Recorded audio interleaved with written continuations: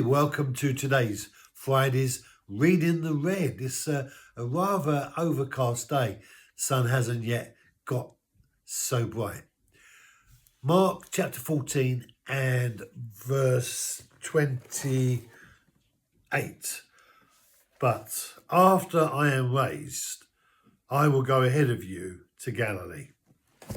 So Jesus had given them this bombshell that you will all fall away when they strike the shepherd. And the shepherd has gone to the cross. He's been crucified and they have left him. And then he went into death. And in death, Jesus rose. He was raised from the dead. He conquered death. He trailblazed his way through death. And death could not hold him. O death, where is your sting? Is possible because Jesus won the victory in death. Death has no more control because Jesus has won us back. It means that when he came out of death and he ascended, he rose up from the ground and ascended, he became, as it were, the ultimate reality of authority over everything that had been in charge. When Adam had given up the right to reign, he bowed down the knee to Satan and allowed himself to be controlled by the wrong nature.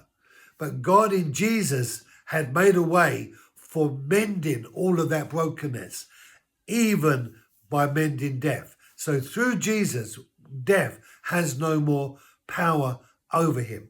And he says, when I am raised, I will meet you in Galilee. And that's exactly what he did do when he was raised. When Mary came into the tomb and Jesus gave instruction and they ended up in Galilee in the special places, giving and receiving the blessing of the message of truth before he ascended into the heaven.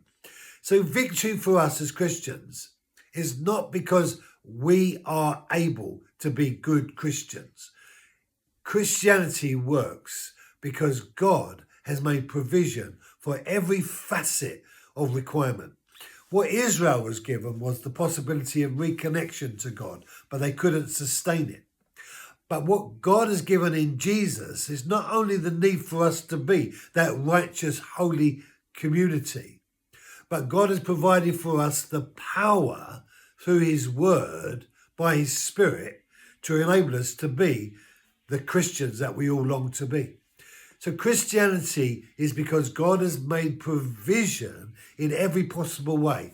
First of all, in resolving the problem, but secondly, in sustaining us in this period of time where we are waiting to be drawn to him when he returns at the end of the age. So God has made absolute provision for us in Jesus, his word. Hallelujah. Thank you for joining me. Be blessed. Have a great weekend. And